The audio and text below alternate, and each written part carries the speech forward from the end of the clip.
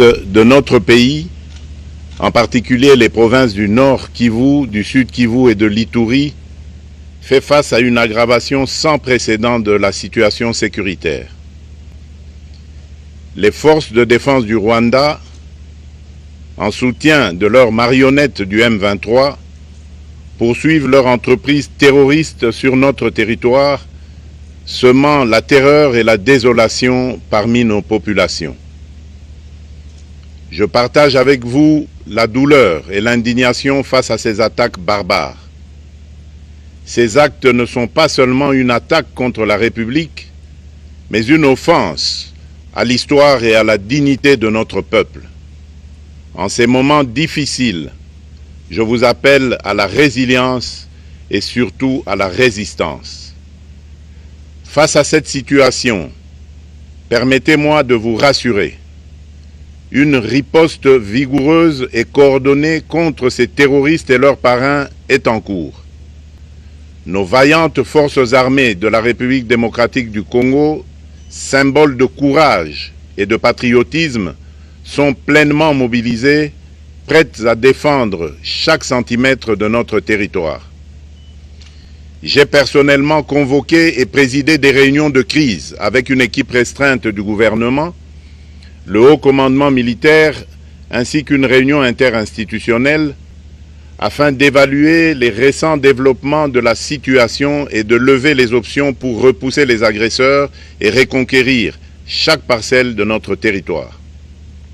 À cet effet, j'ai nommé ce 28 janvier le général-major Évariste Somo Kakule au poste de gouverneur militaire du Nord Kivu pour renforcer la coordination des opérations militaires et restaurer l'autorité de l'État. Parallèlement, nous avons engagé d'importantes démarches diplomatiques, notamment au sein du Conseil de sécurité des Nations Unies, ainsi que dans le cadre du processus de paix de Luanda, auquel nous restons pleinement engagés malgré les obstacles. Nous privilégions la voie du dialogue, mais toujours avec lucidité, tout en restant fermement résolus à défendre notre territoire et notre souveraineté par tous les moyens nécessaires. Mais ce combat n'est pas seulement celui des FARDC. C'est le combat de tout un peuple, le combat de notre identité congolaise, afin de léguer aux générations futures un pays prospère et en paix. À tous nos compatriotes, dans chaque province, chaque ville, chaque territoire et chaque village, ainsi que ceux de la diaspora, sans distinction d'appartenance ethnique ou politique, unissons nos efforts. Apportons un soutien indéfectible, moral et matériel à nos vaillants soldats. Mobilisons-nous comme un seul homme pour défendre notre souveraineté et sauvegarder notre intégrité territoriale. Je suis pleinement conscient des souffrances de nos compatriotes qui fuient les hostilités. Le gouvernement est instruit d'activer le plan d'urgence humanitaire pour venir en aide aux déplacés. À vous, habitants de Goma et des environs, je ressens profondément votre douleur qui est aussi la mienne. Elle traverse nos cœurs et nos âmes en tant que fils et filles d'une même patrie. Mais face à cette épreuve, je vous exhorte à puiser dans cette force intérieure qui fait la grandeur du peuple congolais. Résistez avec courage. Faites preuve de vigilance constante et gardez votre calme malgré l'adversité. Sachez que nous ne sommes pas restés inactifs.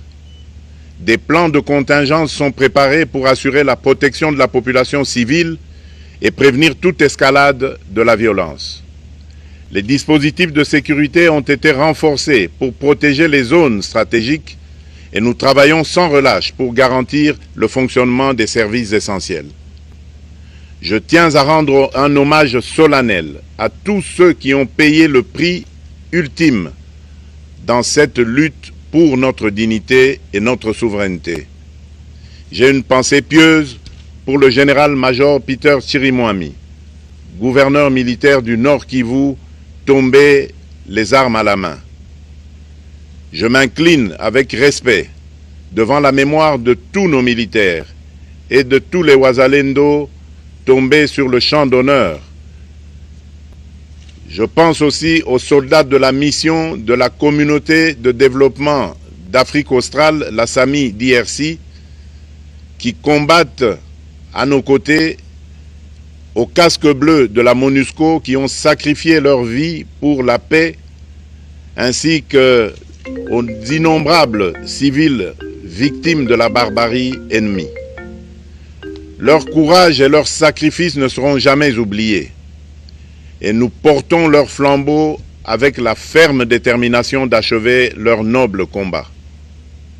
Je voudrais ici interpeller directement la communauté internationale et l'Union africaine. Le Rwanda continue de violer ouvertement et sans scrupule les principes fondamentaux de la Charte des Nations Unies ainsi que les accords régionaux. Pire, ces agissements se déroulent dans une impunité totale et ce, avec un mépris manifeste des règles internationales et des valeurs que ces institutions sont censées défendre. Cette attitude arrogante, qui ne cherche même plus à masquer ses forfaits, est une provocation inacceptable à l'égard de notre souveraineté et de la stabilité régionale.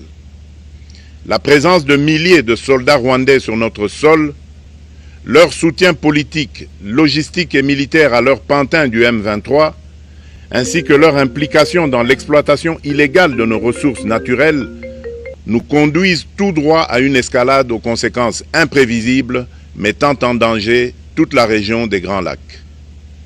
Votre silence et votre inaction face à la barbarie du régime de Kigali et aux atrocités perpétrées par ces supplétifs sur notre territoire constituent un affront non seulement à la République démocratique du Congo, mais également aux valeurs universelles de justice et de paix.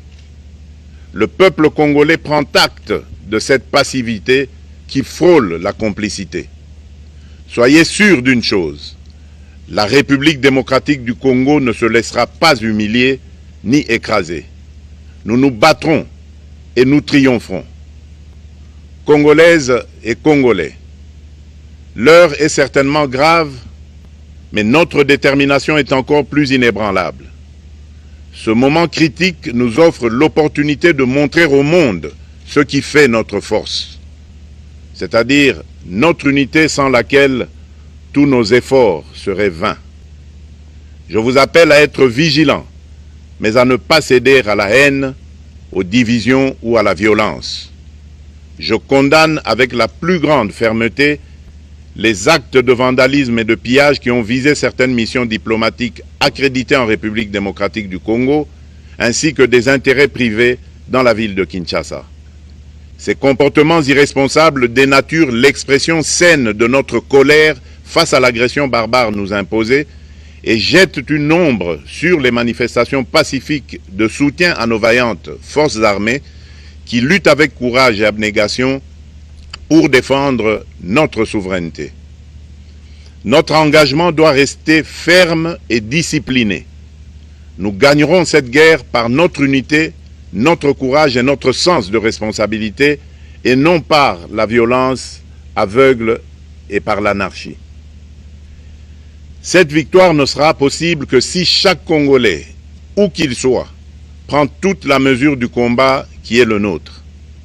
J'appelle donc la nation entière, hommes et femmes, jeunes et vieux, acteurs politiques, opérateurs économiques, membres de la société civile, confessions religieuses, artistes et sportifs à se mobiliser, à faire bloc derrière nos vaillantes forces armées et à contribuer chacun à son niveau à l'effort de guerre.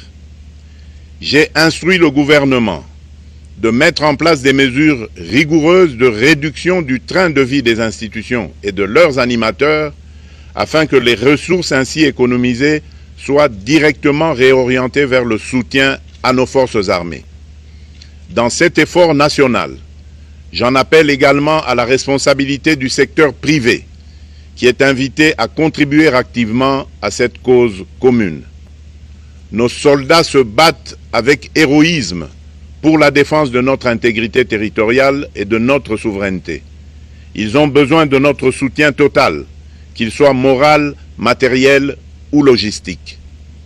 À la jeunesse congolaise, pilier et espoir de notre nation, je vous exhorte à répondre massivement à l'appel de la patrie.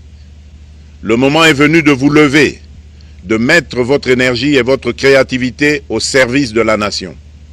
Nous devons renforcer nos rangs et chaque jeune Congolais prêt à défendre son pays a une place au sein de nos forces armées. Enrôlez-vous massivement dans l'armée. Vous êtes le fer de lance de notre projet et votre mobilisation est déterminante pour la victoire finale. Aux braves populations du Nord Kivu, du Sud Kivu et de l'Ituri, vous êtes le symbole de la résilience congolaise, une source d'inspiration pour toute la nation. Vous n'êtes pas seuls dans cette épreuve. La République tout entière se tient à vos côtés, unis dans l'espoir et la lutte. Ensemble, nous ferons face et surmonterons cette épreuve. À nos vaillantes forces armées et aux vaillants patriotes Wazalendo, véritables sentinelles de la souveraineté nationale, je rends un hommage appuyé et vous exprime au nom de toute la République notre reconnaissance infinie et notre fierté inébranlable. Votre bravoure, votre discipline et votre engagement sans faille inspirent et mobilisent tout un peuple déterminé à défendre son territoire. Sachez-le, la République ne vous abandonnera jamais. Votre combat est le nôtre et vos sacrifices ne seront jamais oubliés. Vous incarnez l'honneur de la nation congolaise. À tous mes compatriotes d'ici et de la diaspora, la République démocratique du Congo ne pliera pas. La République démocratique du Congo ne reculera pas. Je ne vous abandonnerai jamais. J'en fais ici le serment. Le soleil n'a pas cessé de briller sur notre patrie. Ensemble, main dans la main, nous surmonterons cette tempête et nous ouvrirons une ère nouvelle de paix et de prospérité pour les générations futures. Que Dieu bénisse la République démocratique du Congo et son peuple. Je vous remercie.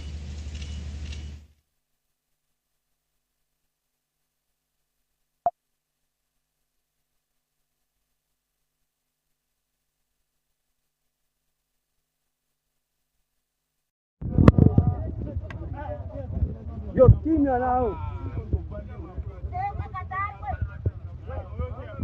Watoto wa Kinyarwanda.